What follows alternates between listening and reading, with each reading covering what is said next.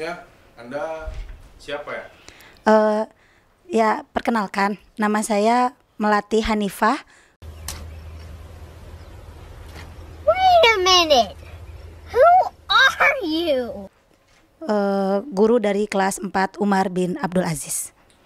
Tujuan Anda datang ke sini tuh untuk apa? Saya ingin menjelaskan tentang bunyi, tentang sifat-sifat bunyi. Saya ingin menjelaskan tentang sifat-sifat bunyi.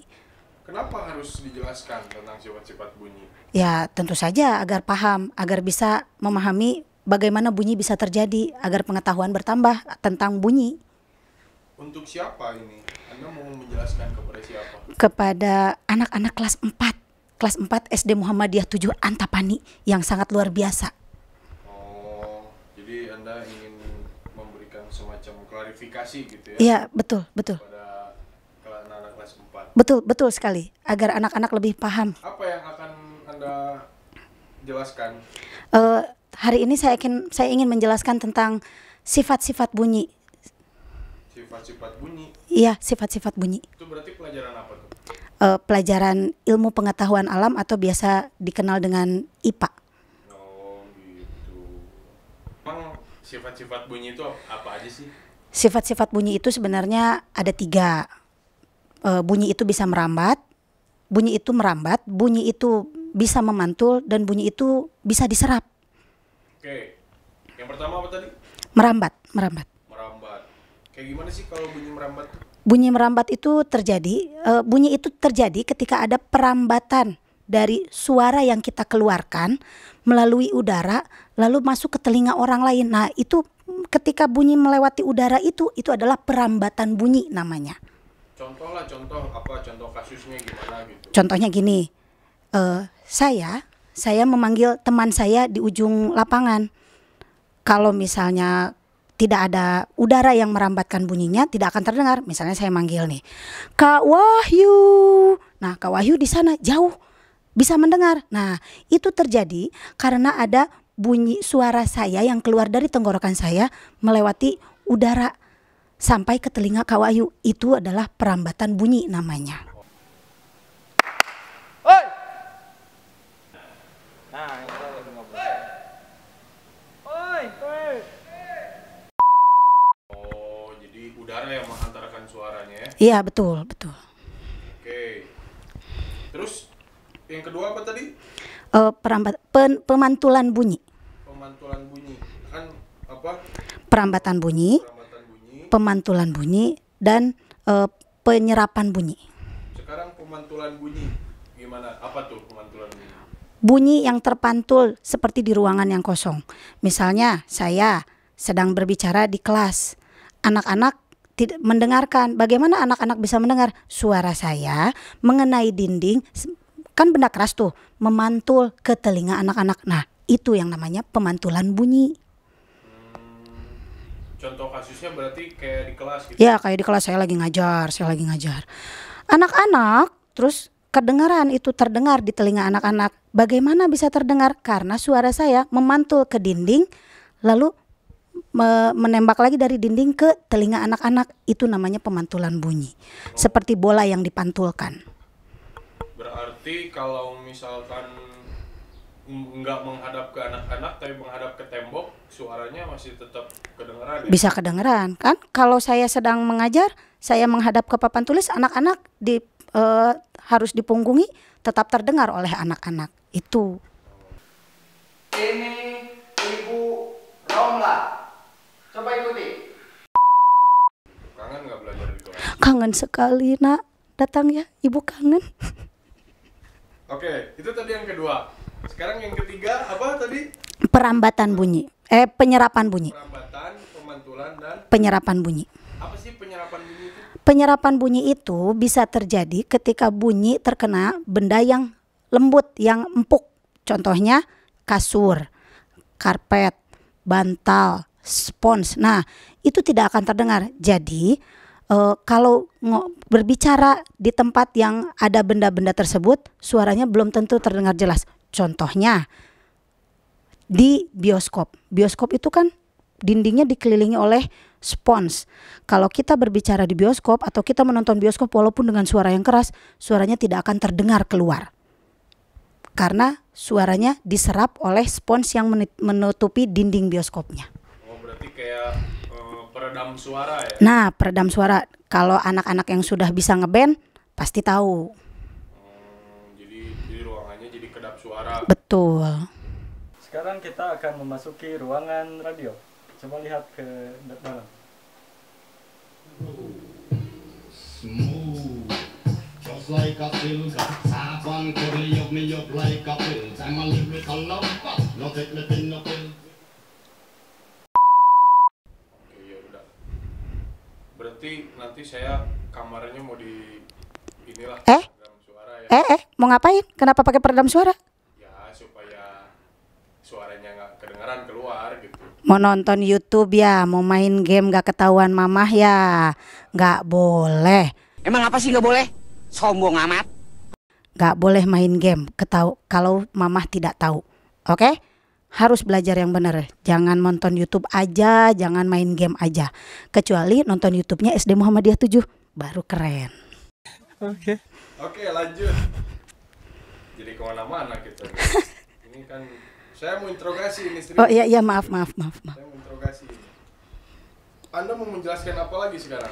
Pemantulan bunyi itu kan tadi ada perambatan bunyi, penyerapan bunyi, dan pemantulan bunyi. Nah, pemantulan bunyi itu terbagi menjadi 3. Pemantulan bunyi itu ada sub cabangnya lagi. Iya, ada cabangnya lagi. Coba Ada kasih tahu satu-satu coba. yang satu ada pemantulan bunyi yang seperti tadi sudah dijelaskan, itu pemantulan bunyi asli. Yang kedua ada yang namanya gema. Dan yang ketiga ada yang namanya gaung. Yang satu tadi apa? Pemantulan bunyi asli. Itu gimana tuh contohnya tuh? Contohnya seperti ketika di dalam ruangan, terowongan yang ketika mobil tuh kan jalan. Pas masuk ke dalam terowongan, suara mobilnya terdengar lebih kencang. Kenapa terdengar lebih kencang? Karena bunyinya itu dekat, pemantulan bunyi asli, makanya suaranya jadi lebih besar. Seperti ketika kalian bernyanyi di kamar mandi. Nah, itu juga pemantulan bunyi asli. Artinya, kenapa kalau di kamar mandi kalian suaranya kencang kalau nyanyi, ketika keluar enggak? Karena ketika di kamar mandi bunyinya itu lebih lengkap karena lebih dekat dindingnya dengan suara kita gitu.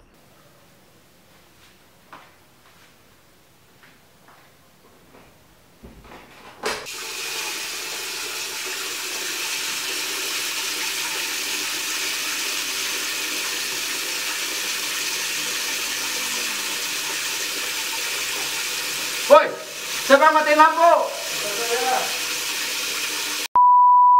Makanya suaranya jadi menurut kita lebih bagus ya kalau nyanyi di kolam. Iya, padahal pas keluar kan belum tentu.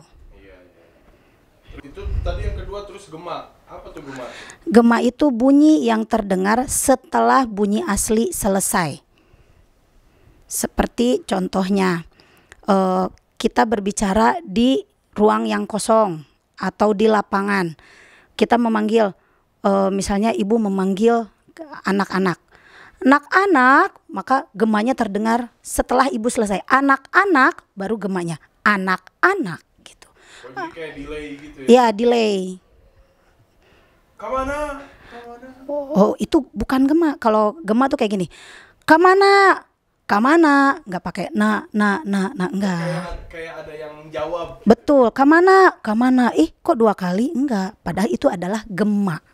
Oh, harus praktek kayaknya. Saya dulu waktu kecil suka sih begitu. Ada yang jawab gitu. Biasanya di sawah saya. Nah, itu kan memang tempat terbuka yang luas. Kamana. Nah, itu adalah gema. Itu proses dari perambatan udara, perambatan suara yang melalui udara. Terjadi gema yang nyampe ke sananya gitu. Berarti harus di ruang terbuka ya? Betul, nanti kapan-kapan kita praktek.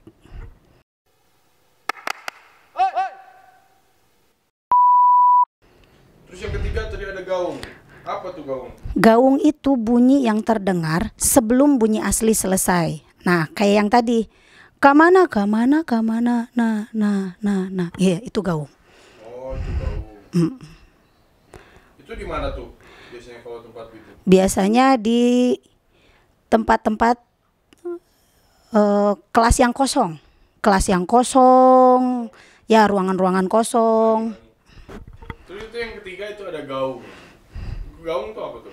Gaung itu bunyi yang terdengar sebelum bunyi aslinya selesai. Contohnya tadi, ke mana, nah belum selesai. Kalau kayak paduan suara, backing vokal sebelum selesai penyanyi kan backing vokal sudah nyambung. Nah itu contoh dari gaung. Wah itu bukan gaung tapi ya itu hanya contohnya.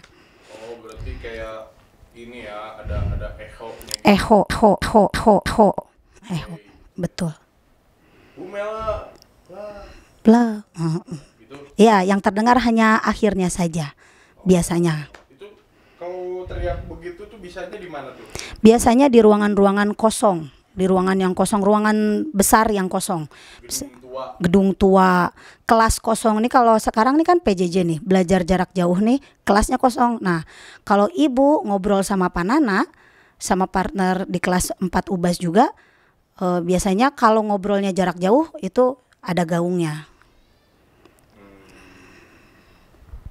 1, 2, 3. 1, 2, 3. Oke. Sekarang apa lagi yang mau dijelasin? Nah, sudah paham belum penjelasan tentang sifat-sifat bunyi barusan? Ya udah sih. Jadi apa lagi yang mau Anda jelaskan? Ya, kalau sudah paham sekarang silahkan buka buku tematik 4A-nya, lalu kerjakan materi di halaman 105 tentang sifat-sifat bunyi. Ah banyak tugas Bu.